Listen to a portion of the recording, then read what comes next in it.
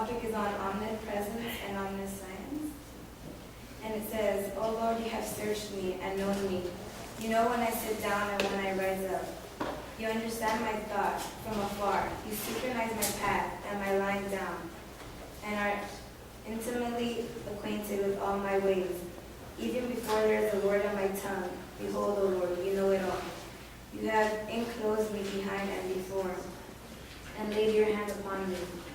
Such knowledge is too wonderful for me. It is too high, I cannot attain to it."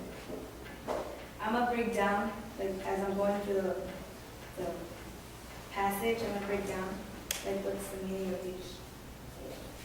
So the first passage I just read right now, it's basically saying, he knows me. He knows what we're saying or what we do before we even say it. He knows everything about us. He knows your deepest secret that you haven't told anyone. He knows everything. He's our creator. You can hide from him. You can try to hide, but you can't, because he knows where you are before you choose to hide in that one place.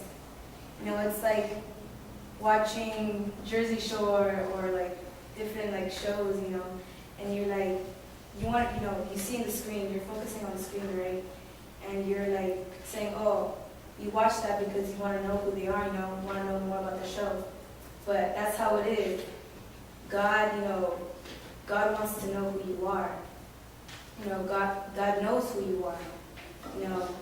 Even though we may not know it, but he does. And, that's my first point.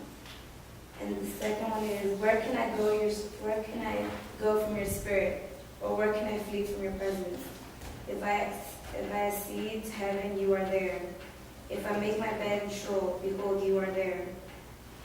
If I take the wings of the dawn, if I dwell in the remotest part of the sea, even there your hand will lead me, and your right hand will lay hold of me.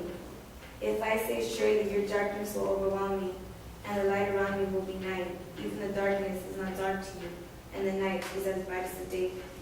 As bright as the day. Darkness and light are alike to you. Well, it's like saying basically my second point. It's basically saying he knows my whereabouts. Meaning he knows, it can be basically it's like this. Okay, see this Bible? It's dark, right? Let's say we were to close down completely all the lights, just turn it off, and I was to set this on the table. Most likely no one will be able to see it because it's dark, right? People will be stumbling, tripping, looking for it. But in God's eyes, it's light. He can automatically see, he's the light. And as it says, that if I dwell in the remotest part of the sea, even there your hand will lead me. It's like Noah, like Jonah. He was in the whale. God knew already where he was. He didn't have to, say, oh, I'm here. He knew where he was already. And the next one is, he created us. It says, for you formed my inward parts. You wove me in my mother's womb. I will give thanks to you, for I am fearfully and wonderfully made. Wonderful are your works, and my soul knows it very well. My frame was not hidden from you when I was made in secret, and skillfully wrought in the depths of the earth. Your eyes have seen my unformed substance, and in your book were all written, the days that were ordained for me, when as yet there was not one of them. How precious also are your thoughts to me, O God. How vast is the sum of them. If I should count them, they would outnumber the sand. When I awake, I am still with you.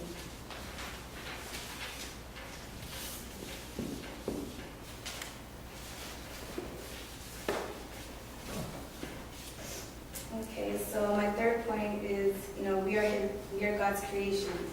God didn't make us ugly, He makes us beautiful. We're all beautiful in God's eyes. Even though sometimes we don't know it, and we take an advantage or we find a way, to, say that, some people don't believe that God made us, but He actually did.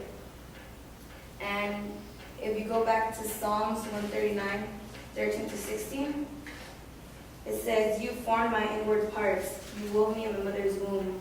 I'll give thanks to you, for I am fearfully and wonderfully made. Wonderful are your works, and my soul knows it very well. My frame was not hidden from you when I was made in secret, and skillfully wrought in the depths of the earth. Your eyes have seen my unformed substance, and in your book were all written, the days that were ordained for me, when as yet there was not one of them. He knew how we were going to be formed. He knew, our purpose in life. He knew how we were going to, minister others, or how we're going to, show who we are, before we even knew it ourselves, or before our parents knew. Many of us think, we know my parents, right? Our parents knows us very well. But God knows you more than your parents. He knows what you've done, what you said behind your parents' back. He knows what you've done, to hurt people, or he basically knows everything. And I'm gonna give like a little story of mine. Well, not mine, but like a story. It says there was a poor father and son, and they were going into their neighbor's property to steal some food because they were poor and they didn't have food. And they were about to enter the neighbor's property, and the father looks to the right and to the left. And as he's trying to enter in, the son taps him in the back and says, "You forgot to look up." And we're basically saying, he's watching you what you do. He's watching, if you're stealing something, he's still there. Even though you think, oh, no one's watching me, he watches you. And,